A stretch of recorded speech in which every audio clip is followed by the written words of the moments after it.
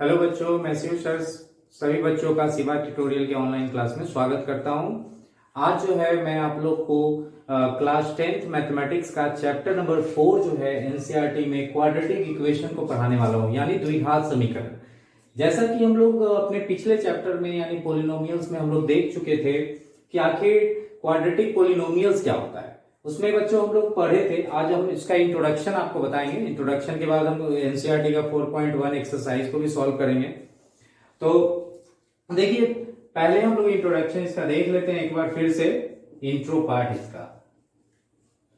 देखिए, जैसा कि हम लोग उसमें देखे थे कि ax square plus B x plus C, अगर ये फॉर्म है तो ये हमारा क्वाड्रेटिक पोलिनोमियल है ना, जिसमें वेरिएबल क्या है, x है, जिसका अधिकतम घात यानी मैक्सिमम पावर क्या है उसका 2 है। तो जिसका मैक्सिमम पावर 2 है उसको हम लोग क्या कहेंगे, क्वाड्रेटिक। यानी पावर के अनुसार उसका हम लोग पोलिनोमियल में पार्ट्स डिवीजन किए थे कि किसको हम लोग लीनियर कहेंगे, किसको हम लोग क्या क्वाड्रेटिक कहेंगे, किसको हम लोग क्यूबिक कहेंगे। ठीक है, तो हम यहाँ पे मैक्सिमम पावर देख रहे हैं, उस वेरिएबल का क्या है 2 है, इसलिए उसको क्या कहें, क्वाड्रेटिक। ठीक, अब ये इक्वेशन है, तो जैसे कि हम लोग लीनियर इक्वेशन में पढ़े थे, लीनियर पोलिनोमियल से कैसे बनाए थे, उसको लीनियर इक्वेशन बनाए थे।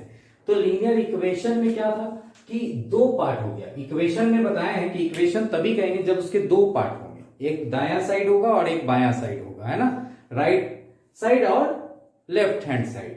तो इससे क्या पता चलेगा आपको, इक्वेशन का मतलब हुआ वो इक्वेट किया गया है 0 के बराबर। तब ये जो है क्वाड्रेटिक पोलिनोमियल अगर किसके 2 पार्ट हो गए, है ना, अगर जैसे कि एक इक्वेशन, तब उसको हम लोग क्या कहेंगे, इक्वेशन कहेंगे। यानी बायां साइड और दायां साइड 2 भाग हो गया, किसी न किसी वेरिएबल कांस्टेंट से वो इक्वल में है।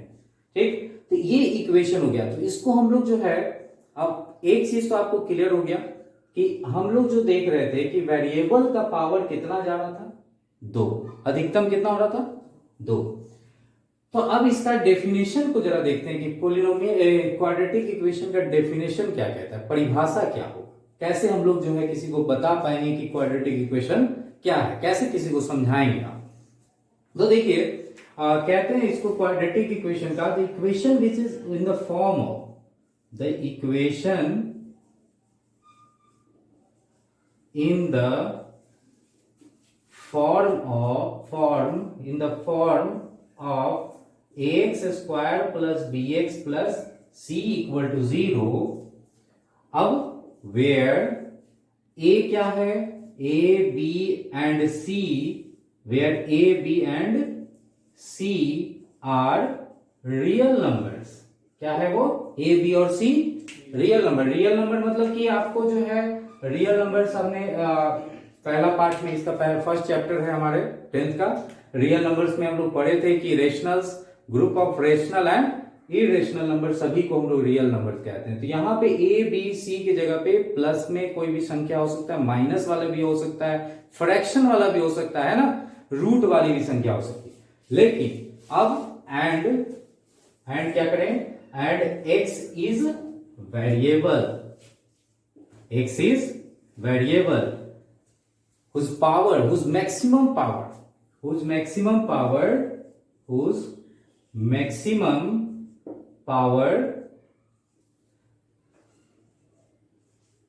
is 2, है ना। अब आप कह सकते हैं कि जिसका मैक्सिमम पावर क्या है 2 है। तो उस तरह का, अब इसको हिंदी में जरा समझ लो, तो वैसे समीकरण जिसका रूप क्या हो, x square plus B x plus c equal to 0 के रूप में हो। ठीक है, जहां पे ए बी और सी क्या है, कोई भी वास्तविक संख्याएं। ठीक है, रियल नंबर मतलब वास्तविक संख्या है। और एक्स क्या है, एक्स जो है वहां चर है, जिसका अधिकतम घात कितना है 2 जा रहा है। अधिकतम घात कितना हो गया वहां 2। तो ये तो हमारा हो गया मैथमेटिकल डेफिनेशन। अब जैसे अब आपको आएगा क्वेश्चन, कैसे पूछेगा क्वेश्चन कि पहले पहचानो कि कौन कौन इसमें क्वाड्रेटिक इक्वेशन है। आपके एक्सरसाइज में भी इस तरह का है कि पहचानना है कि कौन कौन सा क्वाड्रेटिक इक्वेशन है। अब जैसे इसको नंबर में समझो कि कैसे लिखते हैं। अब जैसे 2x square plus 3x plus 2 equal to 0, देखो तो उस रूप में है कि नहीं, है एकदम उसी तरह से है। अब देखो यहाँ पे a की जगह हम 2 रखे हैं, b की जगह कितना रखे हैं 3 रखे हैं, और c की जगह क्या रखे हैं 2 रखे हैं। तो यही ना कह रहे थे, a की जगह यहाँ 2 है, b की जगह 3 है, और c की जगह क्या है 2 है ना। तो ये सब 2 3 2 ये सब क्या रियल नंबर्स नहीं है क्या, ये है रियल नंबर, यानी वास्तविक संख्या है कि नहीं। तो यही हमने लिखा है ना परिभाषा में कि a b c क्या है, कोई भी वास्तविक संख्या है। और यहाँ वेरिएबल x यूज हो रहा है कि नहीं हो रहा है, ठीक है, x के जगह पे आप y भी यूज हो सकता है ना, कुछ भी वेरिएबल वहां पे यूज हो सकता है। अब x है यूज और उसका घात कितना जा रहा है, अधिकतम 2 जा रहा है। अब देखो क्वाड्रेटिक इक्वेशन कभी कभी आपको ऐसा भी दे देगा, जैसे 3x square minus 5 equal to 0, ये भी क्वाड्रेटिक है कि नहीं। इसमें भी एक पार्ट इसका मिसिंग है, कौन वाला पार्ट नहीं है इसमें, ये बीच वाला ना, dx जो होना चाहिए था वो नहीं, एक्स स्क्वायर के बाद क्या आ गया, सीधे अचर पद आ गया, यानी कांस्टेंट वाला भाग आ गया, है ना। यहाँ पे ये होना चाहिए था ऐसे 3x square plus 0x plus जो है माइनस 5, ऐसे होना चाहिए। तो ये x वाला भाग इसमें नहीं है, तो नहीं है तो नहीं होगा, क्या होगा ना, क्योंकि इसका हम क्या बताए, अधिकतम घात क्या होना चाहिए 2 होना चाहिए, तो इसमें है 2। लेकिन बीच वाला भाग अगर 0 तो हो ही सकता है ना, 0 क्या है रियल नंबर है कि नहीं, 0 भी, तो 0 रियल नंबर, तो 0x तो इसकी जगह पे लिख सकते हैं ना, तो इसका रूप तो ऐसा हो सकता है, इसका इस रूप में हो सकता है। तो हम लोग को पहला ये सबसे ज्यादा जरूरी है बिहार बोर्ड वाले बच्चों के लिए, तो ऑब्जेक्टिव में पूछना ही पूछना है, एक क्वेश्चन रहेगा ही कि इसमें से इन चारों ऑप्शन में से पहचानिए कौन द्विघात समीकरण है, ठीक है। सीबीएसई वाले बच्चे पहले बेसिक चीज ठीक कर ले, पहले क्वाड्रेटिक इक्वेशन जो है उसको पहचानने आ जाए, उसके बाद हम लोग उस पे सॉल्व करेंगे क्वेश्चंस को, ठीक। तो अब देखो इसको एक्सरसाइज 4.1 में जो क्वेश्चन है उसको देखते हैं। चलिए बच्चों, हम लोग जो है एक्सरसाइज 4.1 का पहला क्वेश्चन को सॉल्व कर रहे हैं। 4.1 का फर्स्ट क्वेश्चन में कह रहा है क्या कि आपको जो है चेक करना है whether which of the following are quadratic equation, ठीक है। आपको इस चेक करके बताना है कि इसमें से कौन कौन जो है द्विघात समीकरण है, ठीक है। तो पहले ऐसे तो देखने से आपको पता चल रहा है कुछ क्वेश्चन में तो पता नहीं चल रहा है ना। तो देखो थोड़ा सा इसको सॉल्व करके, थोड़ा सा सॉल्व करोगे तो आसान हो जाएगा। जैसे पहला क्वेश्चन को आप देखो सॉल्व करके, इसको जब फॉर्मूला पे तोड़ेंगे a प्लस बी का होल स्क्वायर, तो ये यहाँ एक्स स्क्वायर आएगा कि नहीं, फॉर्मूला होगा एक्स स्क्वायर प्लस 1 का स्क्वायर प्लस 2x होगा, और इक्वल टू यहाँ जो मल्टीप्लाई करेंगे तो हमारा 2x माइनस हो जाएगा 6। अब ये तो 2x कट गया तो बचा तो एक्स स्क्वायर की नहीं, एक्स स्क्वायर 6 को इधर ले आओगे तो हो जाएगा हमारा 7 इक्वल टू 0। तो यहाँ एक्स स्क्वायर तो है ना, तो एक्स स्क्वायर है तो ये तो क्वाड्रेटिक फॉर्म हुआ, यानी पहला नंबर तो क्लियर हो गया। चलिए दूसरा को देखते हैं, ये क्वाड्रेटिक फॉर्म है, क्वाड्रेटिक इक्वेशन, ठीक है। अब दूसरा चेक कर लो, दूसरा में जरा देखो, यहां तो एक्स स्क्वायर दिख ही रहा है, लेकिन थोड़ा सा देखना है उसको भी सॉल्व करके कि माइनस 6 प्लस 2x हो रहा है, तो यहां कुछ कटेगा क्या, एक्स स्क्वायर खत्म तो नहीं हो रहा है, तो एक्स स्क्वायर खत्म नहीं हो रहा है क्योंकि एक्स स्क्वायर तो और कहीं है नहीं, तो एक्स स्क्वायर यहाँ पे अधिकतम वाला बच रहा है, मैक्सिमम बच रहा है ना, तो पावर वाला यानी जिसका पावर क्या है 2 है। तो चलो ये तो हो गया, ये भी क्वाड्रेटिक इक्वेशन है, ठीक है। चलो तीसरा चेक करते हैं। तीसरा नंबर अगर चेक करोगे, इसको मल्टीप्लाई कर लो तो कितना हो जाएगा, x और x मल्टीप्लाई हुआ तो एक्स स्क्वायर, अब प्लस x माइनस 2x और माइनस 2, अब इसको मल्टीप्लाई करो तो x square plus 3x minus x और माइनस 3, ठीक है। सो मल्टीप्लाई करने के बाद आपको रिजल्ट आया कि एक्स स्क्वायर और एक्स स्क्वायर दोनों साइड है तो कैंसिल हो गया, तो यहाँ एक्स स्क्वायर तो बचा ही नहीं, तो ये क्वाड्रेटिक फॉर्म है नहीं, not quadratic equation, not quadratic लिख देंगे आप, नॉट क्वाड्रेटिक इक्वेशन, ठीक है, तो ये नहीं है। अब देखो चौथा नंबर भी उसी तरह चेक करो, इसको मल्टीप्लाई करो जरा, क्या होता है 2x square plus x minus 6x minus 3, अब जरा उसको मल्टीप्लाई करो, एक्स स्क्वायर अब प्लस 5x, अब देखो x यहाँ 2x स्क्वायर है और यहाँ x स्क्वायर, इसको इधर लाओगे तो क्या होगा, x स्क्वायर तो खत्म नहीं ना होगा, 2x में से x स्क्वायर घटेगा तो x स्क्वायर तो बचेगा। ठीक है, तो हमारा अगर ज्यादा सॉल्व करना चाहते हैं तो 2x square minus x square हो गया, इधर ले आते हैं सबको, और यहाँ कितना हो गया माइनस 5x, और इसको लाएंगे तो माइनस 5x और माइनस 3 इक्वल टू क्या हो गया 0। अब ये कितना हो गया हमारा एक्स स्क्वायर हो गया ना, और ये माइनस 10x और माइनस 3, ये तो एक्स स्क्वायर रह गया। तो जब रह गया तो क्या कह सकते हैं आप, ये भी क्या है हमारा क्वाड्रेटिक इक्वेशन है। क्लियर है। अब इसी तरह से आप जो है सभी क्वेश्चनों को भी चेक कर सकते हैं कि कौन कौन क्वाड्रेटिक इक्वेशन है कौन कौन नहीं है। अब ऐसे हमने 4 तक तो आपको सॉल्व करके बता दिया, अब 5 6 7 8 भी देख लीजिएगा आप इसी तरह से, इस पे टाइम नहीं बर्बाद करेंगे। ठीक है ना। सो हम लोग जो है आपको आइडिया ही बता दिए कि कैसे करना, जो मल्टीप्लीकेशन है मल्टीप्लाई करके देखिएगा, कहीं एक्स स्क्वायर अगर बच गया है पूरे इक्वेशन सॉल्व करने पे तो इसका मतलब वो हो गया क्वाड्रेटिक इक्वेशन। पहचान जाएंगे आप। चलिए अगला क्वेश्चन देखते हैं हम लोग।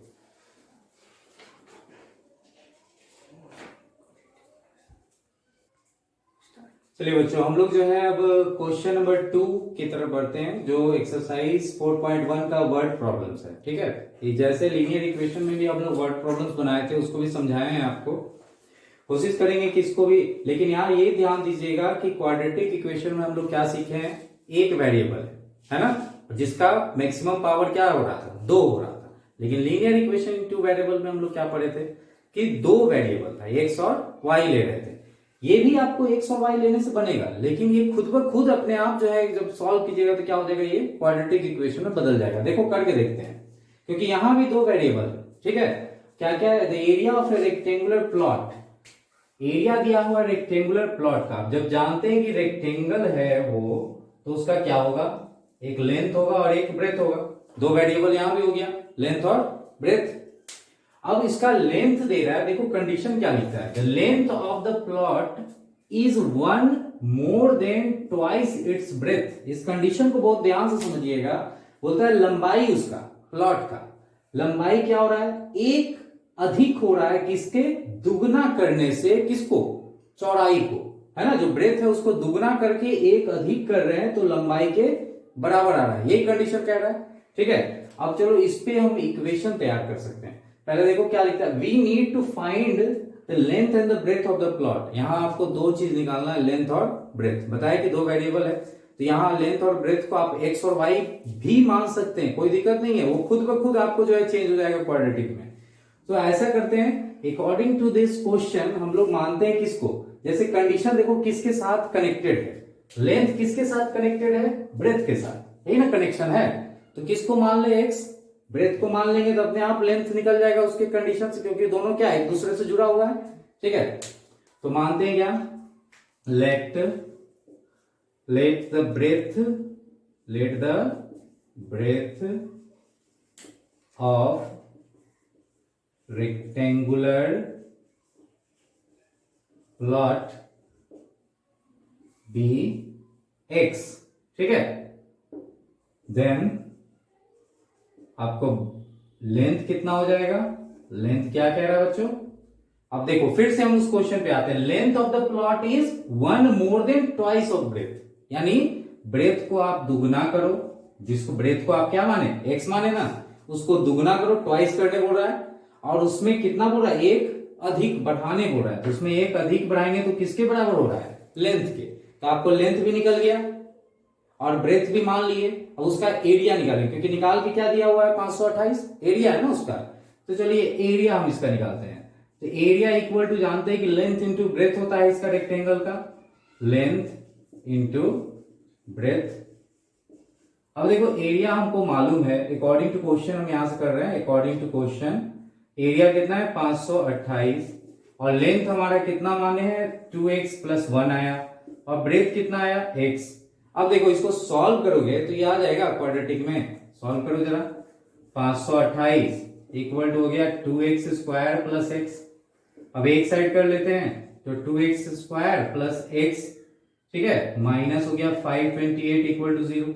अब देखो ये क्वाड्रेटिक इक्वेशन आया कि नहीं, खुद ब खुद क्वाड्रेटिक फॉर्म आ जाएगा। अब आपको लेंथ और ब्रेथ जानना है इसका, तो इसका फैक्टराइजेशन मेथड से है ना। अभी तक तो आप लोग जो है फैक्टराइज करने आया था, पहले भी पढ़े हैं पिछले क्लास में, फैक्टराइज करेंगे इसको, और उसमें भी देखे थे पॉलिनोमियल में भी, है ना, उसका जीरोस निकालते थे। तो हम लोग इसको क्या करेंगे, फैक्टराइजेशन मेथड से सॉल्व कर लेंगे। पहले सॉल्व करके देखते हैं कितना आता है इसको। 528 इंटू 2 करिएगा। पहले पहले क्या करेंगे हम, इसको और इसको मल्टीप्लाई कर देंगे। 528 को 2 से मल्टीप्लाई करेंगे तो कितना आएगा, देखो इधर करके देखते हैं हम लोग।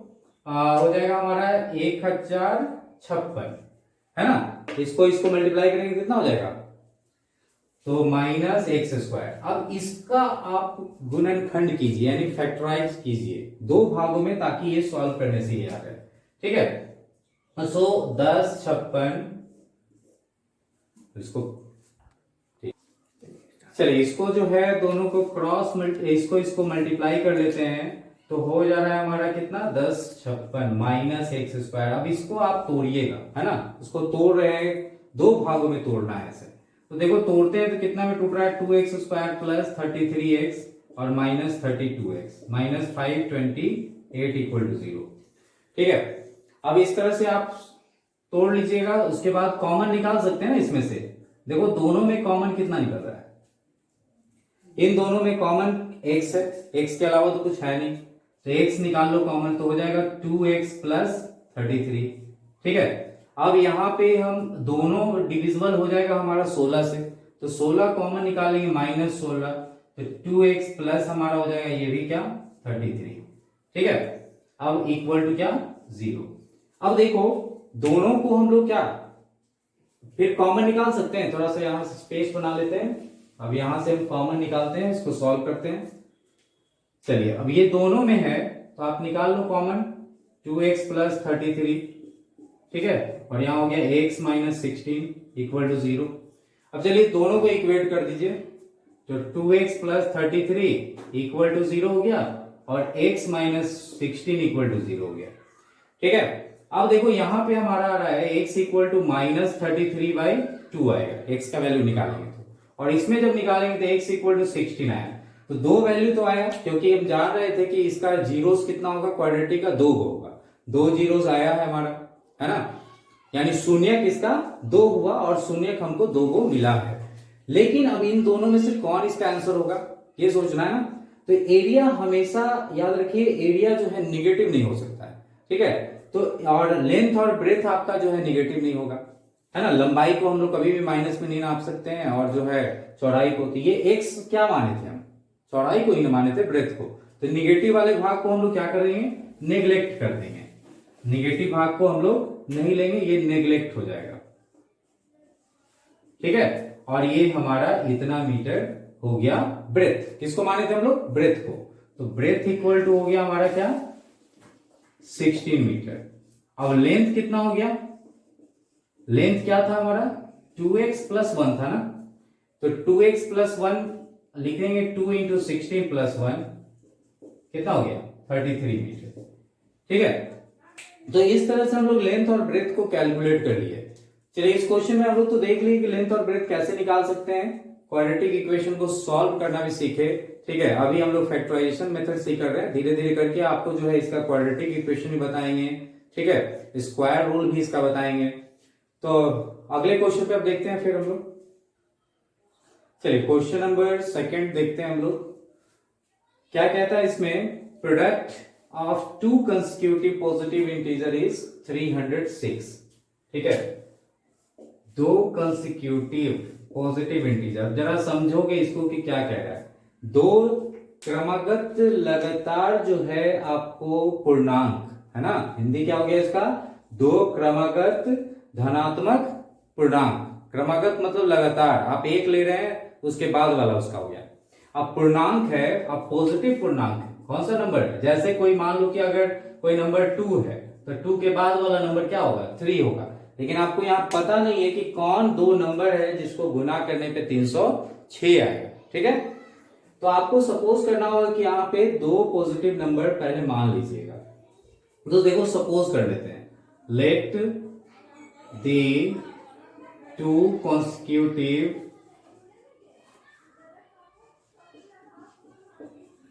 positive integers be x and y. अब देखो एक्स एंड वाई रेस्पेक्टिवली ले लेते हैं। अब देखो हम लोग एक्स और वाई यहां मान लिया, अभी तक तो बता रहे थे आपको कि एक ही वेरिएबल मानिएगा। अब ये भी बोले थे कि दो वेरिएबल मानेंगे, खुद ब खुद वो एक वेरिएबल में कन्वर्ट हो जाएगा।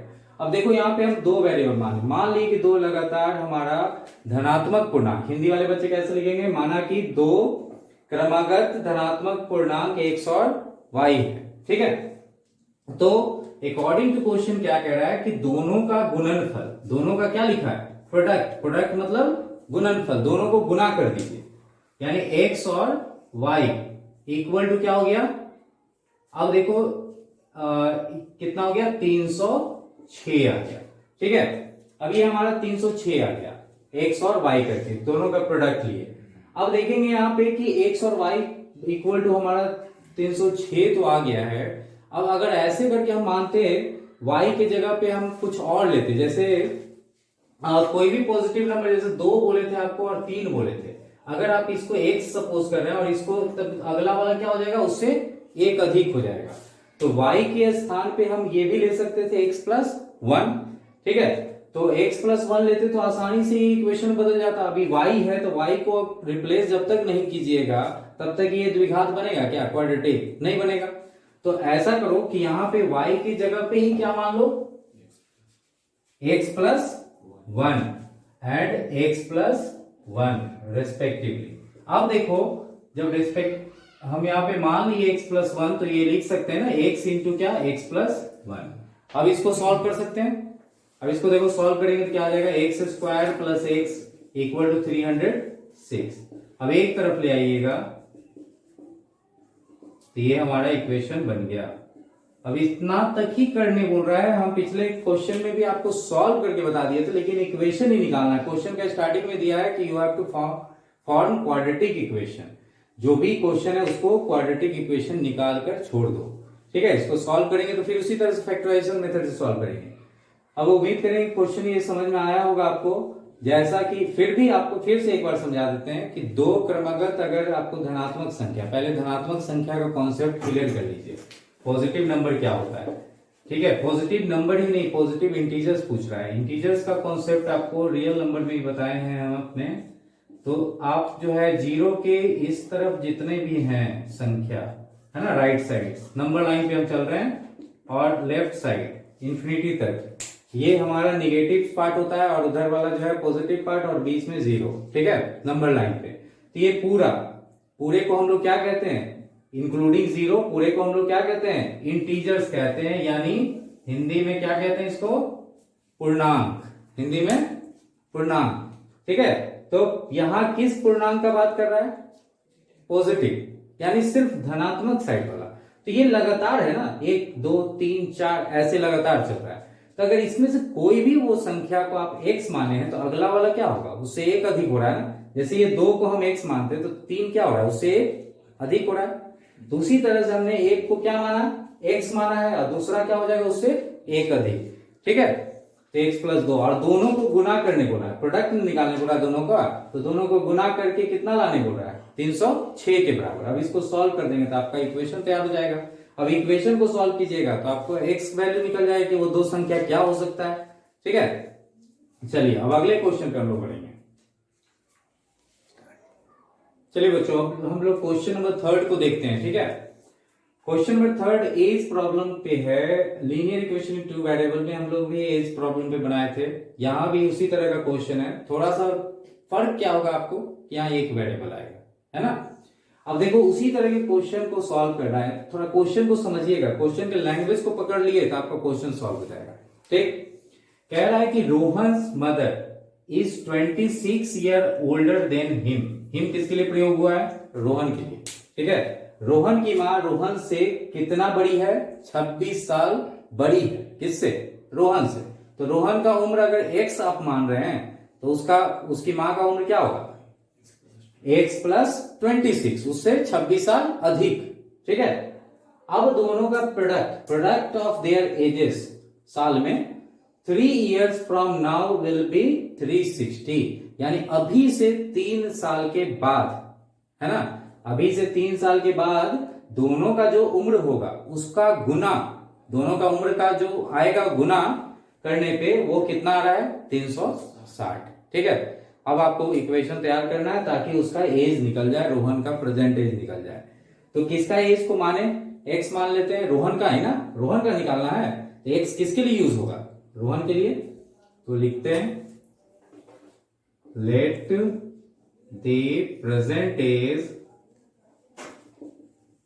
Present age of Rohan be x years, है ना।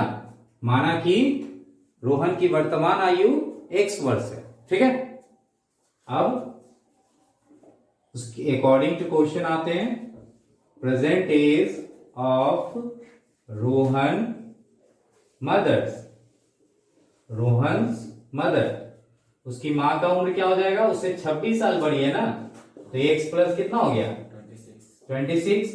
अब चलिए, अब क्या कह रहा है कि इसमें 3 साल के बाद, अभी से कितना साल बोल रहा है 3 साल, है ना। तो अब 3 साल के बाद दोनों का उम्र देखते हैं क्या होगा। आफ्टर 3 इयर्स, आफ्टर 3 इयर्स, अब देखो रोहन का एज क्या हो जाएगा, रोहन एज 3 साल के बाद, वो 3 साल बड़ा होगा ना, छोटा तो नहीं होगा ना, तो 3 साल बड़ा होगा, यानी कि एक्स प्लस क्या हो जाएगा 3 हो जाएगा वो। तो ये बड़ा हो गया 3 साल, तो इसकी मां क्या छोटी रहेगी कि उतना ही रहेगी, वो भी बढ़ेगी ना 3 साल। तो उसकी मां रोहन, रोहन मदर एज कितना हो जाएगा बच्चों, एक्स प्लस 26 तो है ही, और उसमें 3 साल बढ़ा देना है, तो कितना हो गया एक्स प्लस 29 ईयर्स हो गया। ठीक है, अब ये आपको कह रहा है नाउ कि दोनों का 3 साल के बाद देयर प्रोडक्ट, प्रोडक्ट का मतलब क्या होगा गुना, है ना, दोनों के उम्र का गुणनफल, दोनों के उम्र का गुणनफल। कौन से उम्र का, उम्र तो पहले भी था ना, प्रेजेंट एज ये भी था, तो इसको गुना नहीं करना है। ये क्वेश्चन को एकदम समझिएगा अच्छे से, यहां तक तो ये कंडीशन था, तो ये दोनों का वर्तमान आयु निकल गया, लेकिन कौन से का गुना बोल रहा है, 3 साल के बाद जो उम्र आएगा दोनों का उसका गुना करना। तो 3 साल के बाद तो इतना उम्र का है ना दोनों, तो इसका गुना करना है आपको। तो एक्स प्लस 3 और गुना कर देना है एक्स प्लस 29। ठीक है, और कितने के बराबर करना है 360 के। ठीक, अब इसको आप मल्टीप्लाई करके पहले क्वाड्रेटिक फॉर्म में लाओ।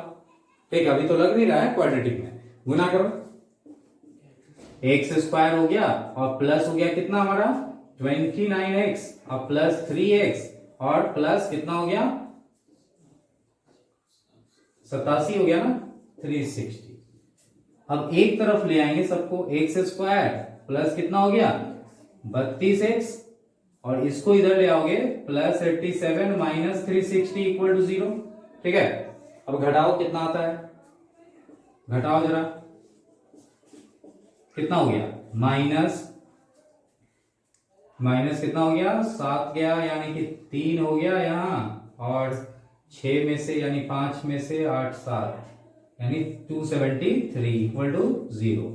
ठीक है, तो ये हमारा हो गया क्वाड्रेटिक फॉर्म आ चुका। अब इसमें हम इसको सॉल्व करेंगे तो x भी आ जाएगा, लेकिन आपको सॉल्व नहीं करना है, क्वेश्चन मांग रहा है क्या, सिर्फ इक्वेशन मांग रहा है। यहां तक हम इक्वेशन दे दिए,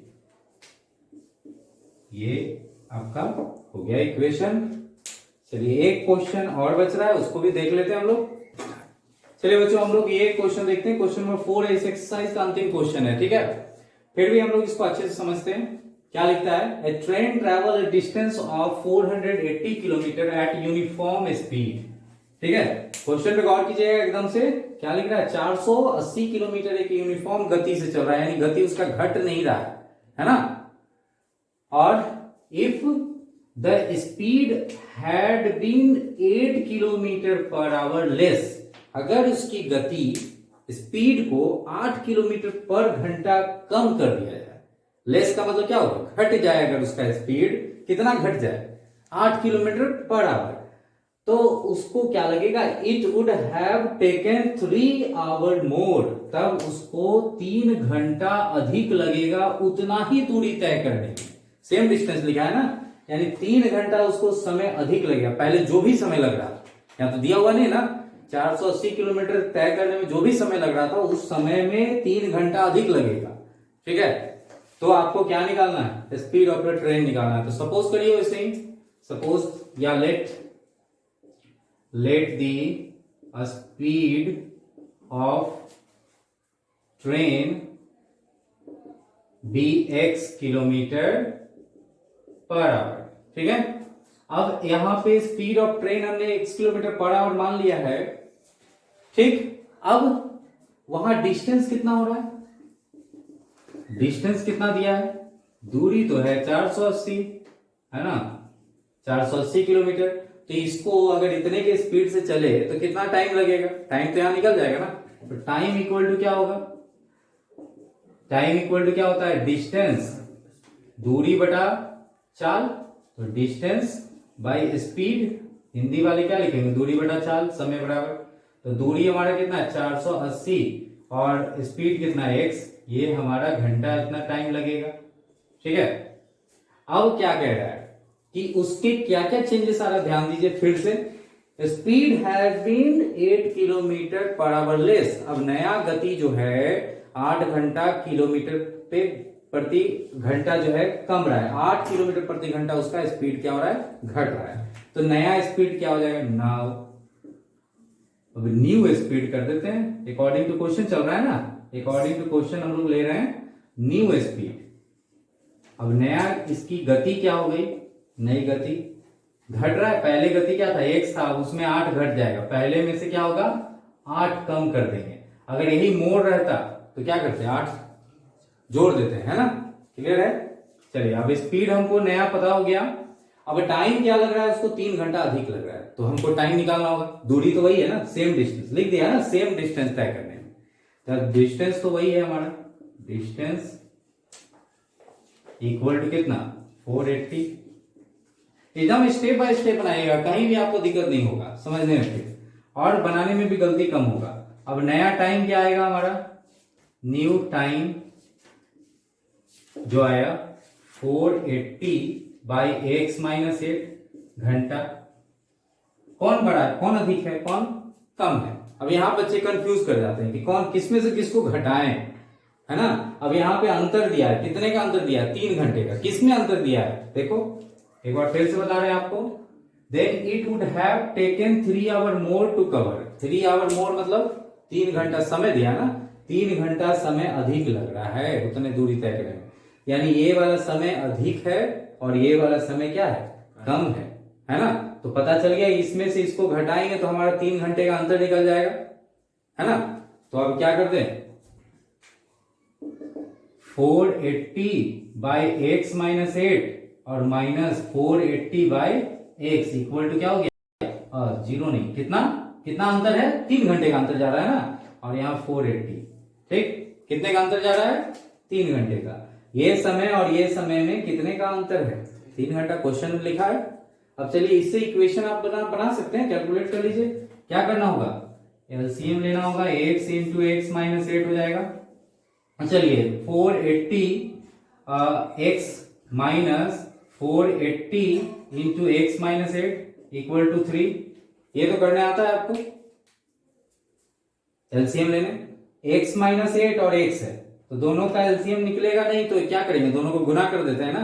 तो ये गुना कर दिए तो इससे ये एक मल्टीप्लाई होगा और इससे ये मल्टीप्लाई हो गया। ठीक है, अब थोड़ा सा इसको सॉल्व करके इक्वेशन तो लाओ, बस थोड़ा सा और लगेगा इसको इक्वेशन लाने में।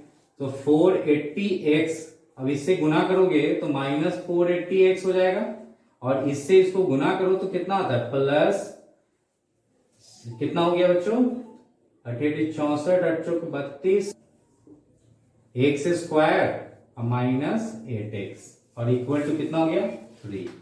ठीक, अब देखिए कुछ कटेगा, इसको काट देंगे, बच गया क्या, क्रॉस मल्टीप्लाई कर दो तो हमारा हो गया 3x स्क्वायर माइनस 24x, और इसको उधर ले जाएंगे तो हो जाएगा माइनस 38 40 इक्वल टू 0। ठीक है, देखो तो क्या 3 के टेबल से ये कटता है, क्या कटेगा क्या, 3 के टेबल से अगर कटेगा तो 3 कॉमन निकालेंगे, तो 3 ये कट रहा है 3 के टेबल से, 24 भी 3 के टेबल से कटेगा। और इसको चेक करना है तो आप सभी नंबर को जोड़ो, 8 4 12, 12 और 3 15, 15 3 के पहाड़ में कटता है कि नहीं, तो इसका मतलब है 3 से सब कट जाएगा। तो 3 जरा कॉमन निकालो, तो 3 कॉमन निकालोगे तो यहाँ एक्स स्क्वायर माइनस 8x और यहाँ हो गया हमारा माइनस 3 से डिवाइड करो 3 3 दूनी 6 और 2 बच गया ना 8 0, इतना आ गया इक्वल टू 0। अब हमारा इक्वेशन तैयार हो गया। एक लाइन और लिखेंगे, इक्वेशन क्या बन गया, ये 3 उधर गया तो खत्म हो गया ना। So x square minus 8x minus 1280 equal to हो गया हमारा 0। देखिए तो जरा चेक करके कि ये इक्वेशन है कि नहीं। सो ये इक्वेशन आया, ठीक है।